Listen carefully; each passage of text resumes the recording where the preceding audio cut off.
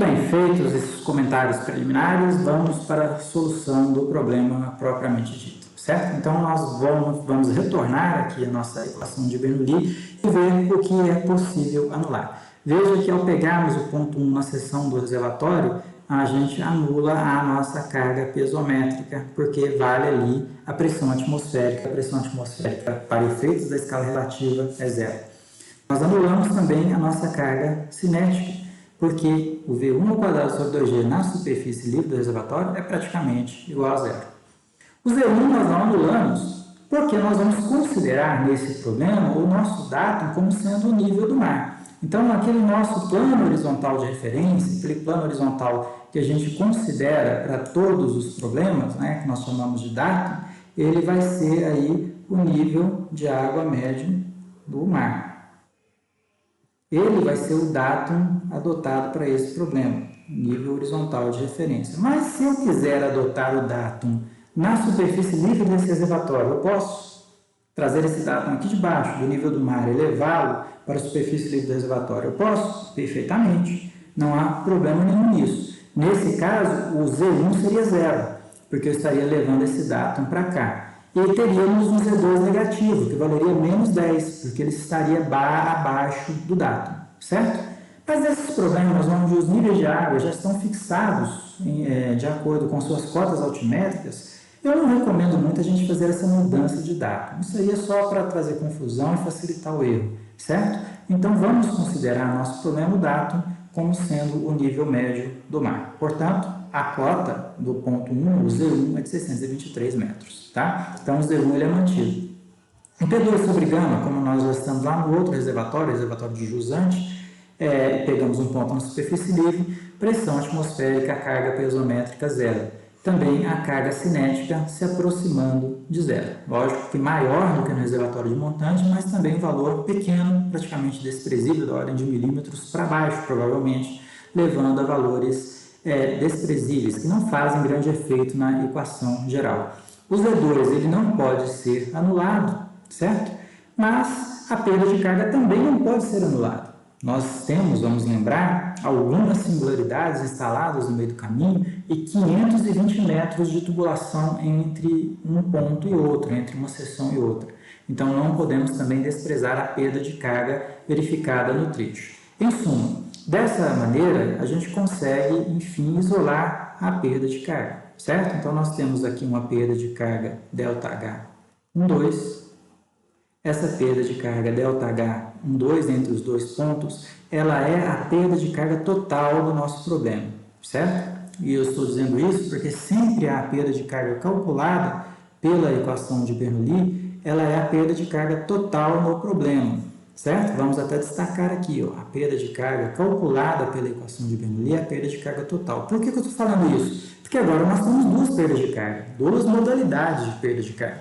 A perda de carga distribuída e a perda de carga localizada, certo? Então, na equação de Bernoulli, a perda de carga computada na equação será sempre a perda de carga total verificada no trecho, certo?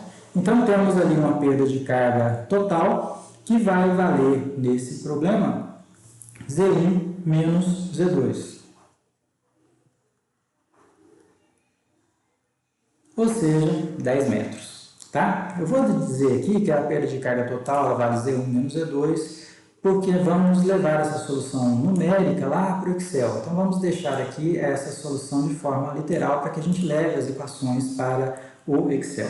A perda de carga total é, então, nesse caso, de 10 metros, porque o desnível entre as superfícies livres é de 10 metros. Mas, ao levarmos para o Excel, a gente pode mudar esses níveis de água, certo? E podemos fazer cálculos de novas vazões para diferentes níveis de água. É essa a ideia, ao fazer a simulação no Excel. Mas, o interessante é que a equação de Bernoulli aqui, ela nos deu uma ótima informação, né? Já conhecemos o valor da perda de carga. E como a perda de carga é a perda de carga total, pessoal, nós podemos dividir essa perda de carga, por exemplo, nos dois trechos. Ó. Então, nós podemos organizar a nossa equação assim, a perda de carga total, que é a perda de carga verificada pela equação de Bernoulli, ela pode ser calculada como sendo a soma das perdas de cargas totais verificadas no primeiro trecho, no trecho 1, que é aquele trecho de tubulação de ferro fundido novo, certo? Mais a perda de carga verificada no segundo trecho, é a soma dessas duas perdas de carga. Perda de carga verificada no trecho de tubulação de ferro fundido velho, no segundo trecho. Tudo bem? Ainda dentro de cada um dos trechos, essas perdas de cargas elas podem ser dissociadas em perda de carga distribuída e perda de carga localizada. Ou seja, no trecho 1, nós teremos uma perda de carga que será distribuída ao longo dos 200 metros da tubulação. Nós teremos perda de carga localizadas ao longo das singularidades que são instaladas ali ao longo desses 200 metros de tubulação, essa linha de 200 metros. A mesma coisa vale para o trecho 2. Teremos perda de carga distribuída ao longo dos 320 metros de tubulação, mas também perda de carga localizada nas singularidades presentes nesse segundo trecho, nesse trecho 2, certo? Então, nós vamos aqui reescrever a equação de perda de carga total, dissociando essa perda de carga em perdas de cargas distribuídas e localizadas. Então, vamos lá. Perda de carga, então, total.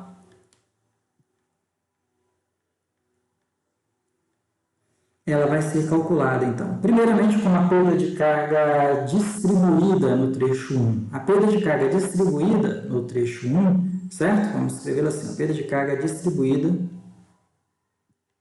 Vamos deixar aqui de uma forma bem didática, nesse trecho, mais a soma, o somatório das perdas de cargas localizadas nesse trecho 1, mais o somatório do ΔHL1, o somatório de perdas de cargas localizadas nesse primeiro trecho, certo? Então, isso aqui entre parênteses forma a perda de carga no primeiro trecho. Igualmente, de forma análoga, no segundo trecho, nós temos a perda de carga distribuída nesse trecho 2,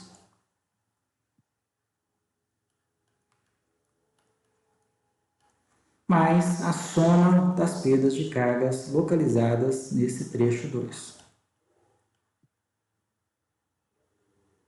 Tudo bem até aqui, pessoal? Tá tranquilo, né? Agora, obviamente, vamos colocar as equações que são utilizadas para calcular essas perdas de cargas, essas duas modalidades, certo? Então, teremos aqui a perda de carga total. Vamos até fazer aqui de uma forma mais separada, tá? E vamos deixar essa equação aqui em destaque, porque eu acho que vai ficar mais didático. Porque essa equação é ela que vai resolver o nosso problema. Ela é a equação principal de solução do nosso problema, uma vez que nós conhecemos o valor da perda de carga total, certo? Então, nós vamos distribuir as parcelas dessa equação. Então, nós temos aqui a perda de carga distribuída na tubulação 1. Essa perda de carga distribuída, vamos calcular parcela por parcela. Essa perda de carga distribuída na tubulação 1, ela é calculada pela fórmula universal da perda de carga, pela equação de Darcy-Weisbach, certo? Como sendo FLD V ao quadrado sobre 2G. Então, nós temos aqui um fator de cisalhamento F1 vezes o comprimento da tubulação nesse trecho, dividido pelo diâmetro da tubulação nesse trecho, vezes a carga cinética V1 ao quadrado sobre 2G nesse trecho.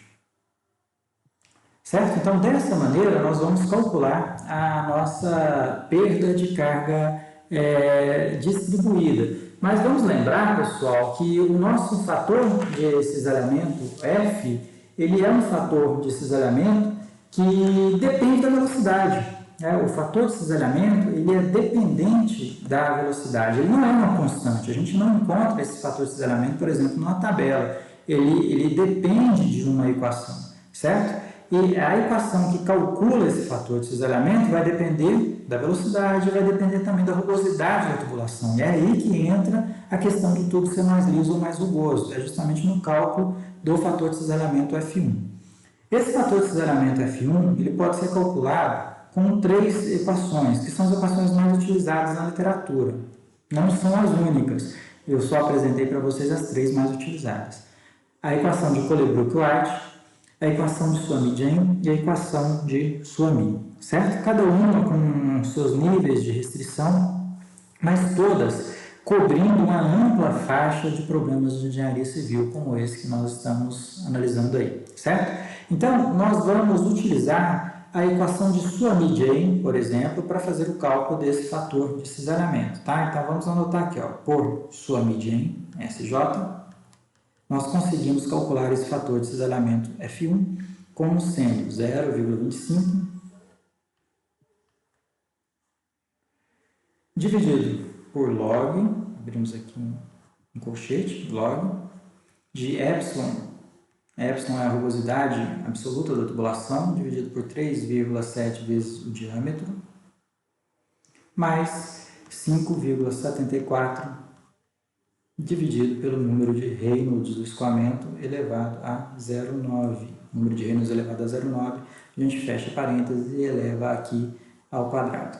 Certo? Então, dessa maneira, a gente calcula o fator de cisalhamento F1, lógico, estamos tratando do primeiro trecho, então entra a rugosidade do primeiro trecho, entra o diâmetro do primeiro trecho e entra o número de Reynolds do primeiro trecho.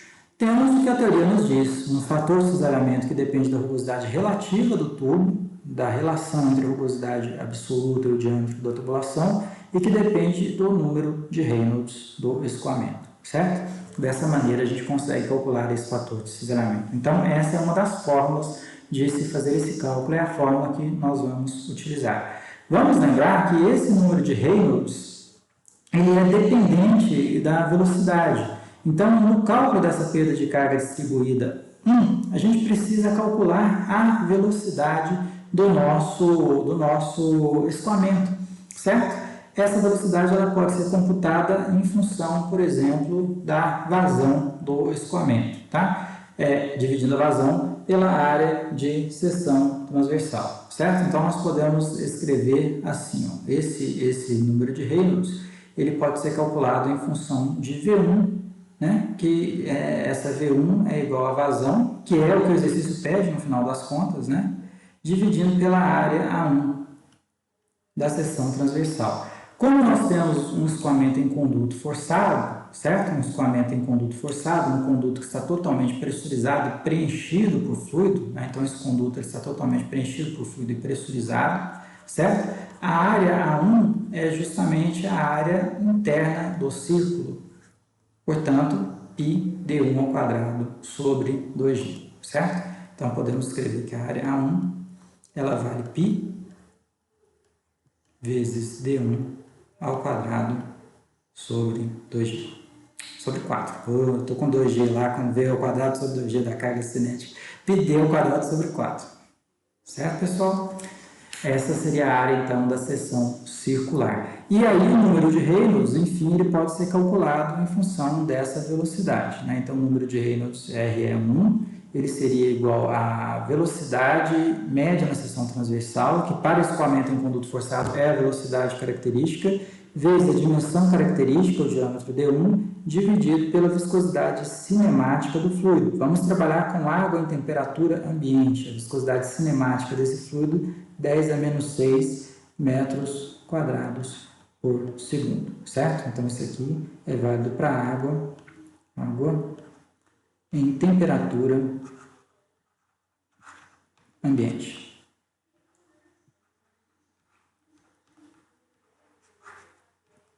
Tudo bem, pessoal? O problema também vai depender de um fator que a gente vai ter que buscar pelas tabelas, que é a rugosidade absoluta da tubulação. O diâmetro nós já conhecemos, mas a rugosidade absoluta ela precisa ser obtida por tabelas. Então, nós vamos ver no primeiro trecho qual é o tipo de material que a gente tem, né? O tipo de material desse primeiro trecho é o ferro fundido novo.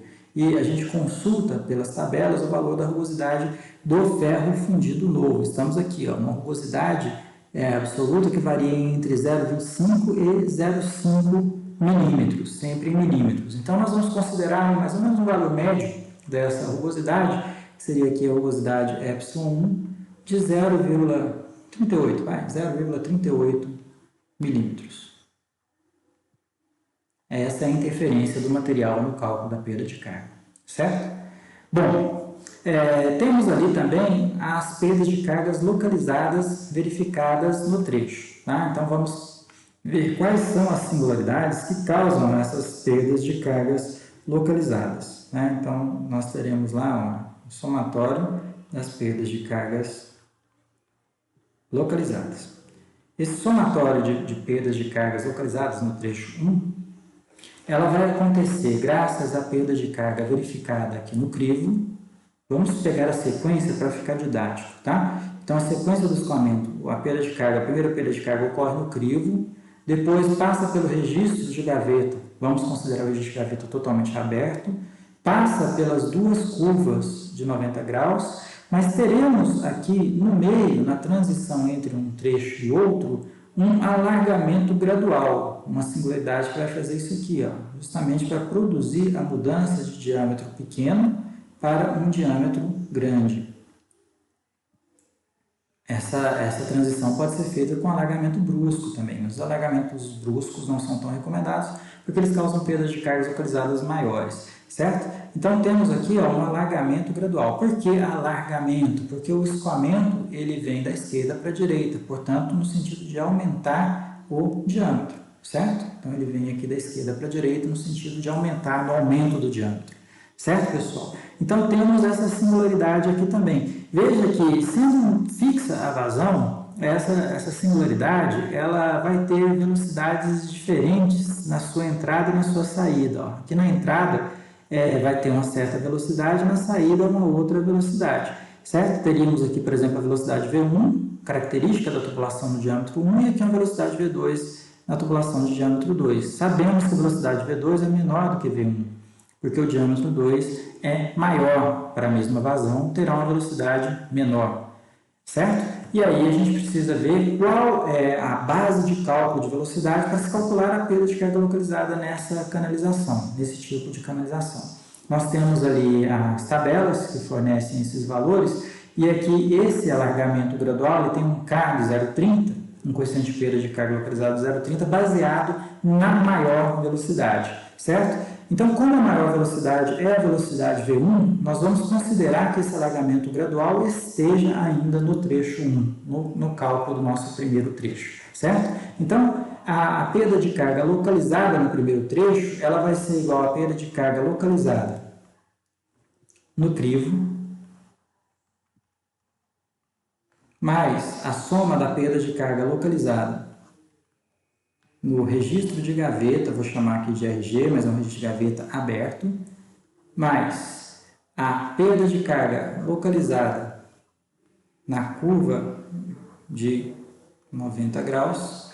E aqui vamos chamar a atenção uma coisa, veja que as velocidades que passam na curva 1, na primeira curva, são idênticas às velocidades que passam na curva 2. Os materiais também são idênticos. E aí a gente pode até multiplicar por 2 essas perdas de cargas nessas duas curvas, porque elas vão ser iguais, certo? Mas aqui eu vou fazer uma forma mais didática, somando essas perdas de carga. A perda de carga numa curva mais a perda de carga na outra curva. Nesse caso, elas serão iguais. Perda de carga localizada na outra curva de 90 graus. E, na sequência, temos lá o alargamento gradual, certo? Nosso alargamento gradual que fará a transição entre as duas canalizações, mais a perda de carga localizada no alargamento. Vou chamar isso aqui de alargue, no alargamento gradual. Essas perdas de cargas localizadas em cada uma dessas singularidades, vou chamar aqui de ΔL, de uma forma geral, ela vai ser calculada como sendo o coeficiente de perda de carga localizada vezes a velocidade, no caso V1, ao quadrado sobre 2G. Então, de uma forma geral, cada uma dessas parcelas vai ser calculada com a forma desse tipo. E aí a gente precisa identificar quais são esses casos, né? Quais são os coeficientes de perda de carga localizadas de cada singularidade, porque nós vimos que esse K depende da geometria, é o principal fator interferente na magnitude do K, é a geometria interna da peça, certo? Então vamos verificar aqui quais seriam o alargamento gradual 0,30, nós vamos utilizar esse valor de K para o alargamento gradual, a curva de 90, curva de raio longo, estamos falando aqui de curva de raio longo, uma curva de 90 graus de raio longo, de 0,25 a 0,4, certo? Então, nós podemos ali também trabalhar mais ou menos com um valor médio, talvez ali de 0,33, né? Um valor médio para essa curva de 0,33, vamos pegar esse valor médio, e temos o registro de gaveta aberto. registro de gaveta aberto, um CAD02. A perda de carga localizada nos registros de gaveta aberto são perdas de cargas bem pequenas, certo? Se nós estendermos o nosso raciocínio também para o segundo trecho, já que a gente está trabalhando a mesma coisa, nós vamos ter ali a perda de carga localizada verificada na curva de 45 graus, são duas curvas de 45 graus, então um K de 0,20, isso já no segundo trecho, mais o registro de gaveta aberto no segundo trecho, certo? Registro de gaveta aberta quase no final da canalização, e a saída de canalização. É uma saída em forma de jato afogado. Então, K está entre 1,06 a 1,10. Podemos usar ali um valor médio de 1,08, por exemplo, para computar a perda de carga localizada nessa tubulação, certo? Bom, aqui nós montamos a primeira parcela das perdas de carga, que correspondem aqui, ó, a esse primeiro parênteses, né? Esse primeiro parênteses aqui. O que nós vamos fazer é calcular no segundo trecho, calcular esse segundo parênteses, essa segunda parte, essa segunda parcela da perda de carga total. E o método de cálculo vai ser rigorosamente o mesmo. Então, nós podemos também dizer, olha, que a perda de carga agora distribuída no segundo trecho, perda de carga distribuída no segundo trecho, no trecho 2, ela é calculada pela fórmula universal. Portanto, F2, L2, D2 vezes V2 ao quadrado sobre 2G, onde o fator de cisalhamento ele é calculado também pela forma de Suomi-Jain, certo? Então, nós vamos utilizar a fórmula Suomi-Jain para calcular o fator de cisalhamento F2. Vamos até escrever aqui para ficar mais didático na hora de estudar, certo? Então, vamos utilizar Suomi-Jain e calcular o fator de cisalhamento F2. O F2 ele vai ser igual a 0,25. Essa é a equação empírica de Suomi-Jain, dividido por log da rugosidade no trecho 2, dividido por 3,7 vezes o diâmetro desse trecho 2, mais 5,74 dividido pelo número de Reynolds nesse trecho 2 elevado a 0,9. O número de Reynolds que é elevado a 0,9, todo log elevado ao quadrado. Mais uma vez, a perda de carga distribuída fica na dependência do fator de cisalhamento, que por sua vez depende da rugosidade relativa, da relação entre o epsilon e o d, e depende do número de Reynolds naquele trecho. Tudo bem, pessoal? Bom, aqui vai ser muito importante a gente estabelecer qual seria uma relação entre essas velocidades, né? Entre a velocidade V1 e V2. Porque veja que o V2 ele vai ser diferente do V1. Ele vai ser igual à vazão dividido pela área A2. A área A2 é uma área maior, que vai levar um V2 menor, certo? Então, essa velocidade V2 ela vai ser calculada como sendo a vazão do escoamento dividido aí por π vezes d2 ao quadrado sobre 4, certo? Então, nós temos ali um valor diferente dessa velocidade V2. Bom, se começarmos a montar, então, essa equação como função de V1, porque veja que isso aqui está em função de V1, no primeiro trecho, e deixarmos o segundo trecho em função de V2, isso vai dar problema, porque nós vamos ter uma equação e duas incógnitas. As incógnitas seriam V1 e V2. Então, é muito importante que a gente busque uma relação entre as velocidades V1 e V2, para escrevermos essa equação em função de uma incógnita só, ou V1 ou V2. E essa relação ela vem da equação da continuidade, certo? Então, nós vamos aplicar a equação da continuidade, que vai nos dizer que V1 vezes A1, em condições de regime permanente, vai ser igual a V2A2. E aí, a gente consegue, por exemplo, calcular V2 escrevendo-a como função de V1, certo? Então, essa V2 ela vai ser, por exemplo, escrita como sendo V1 vezes A1 dividido por A2. Então a gente tem essa relação e aqui dentro a gente, no lugar de V2, a gente coloca essa relação e consegue deixar tudo como função de uma única variável, que seria a velocidade V1, certo, pessoal? Bom, outra questão é calcular também as perdas de cargas localizadas nesse segundo trecho, para que a gente possa fechar a equação geral lá. Então, o cálculo da perda de carga localizada no segundo trecho, ele vai ser igual à perda de carga na sequência. Já colocamos o alargamento gradual no primeiro trecho, então entram aqui as duas curvas de 45 graus, mais o registro de gaveta, mais a saída de canalização, certo? Vamos deixar isso aqui anotado. Então, ela vai ser igual à perda de carga verificada, localizada, né, na curva de 45 graus, mais a perda de carga localizada na segunda curva de 45 graus, mais a perda de carga verificada no registro de gaveta, aberto, totalmente aberto, mais a perda de carga verificada na saída de canalização. Ao colocarmos essa equação, logicamente todas essas perdas de carga, né, também calculada aqui com o método do coeficiente de perda de carga localizada. Então, K, V2 ao quadrado sobre 2G. Cada singularidade vai ter um valor de K específico, particular. Então, ao colocarmos tudo isso aí embutido na nossa equação geral, nessa equação aqui, a gente fica em função de uma única incógnita, V1.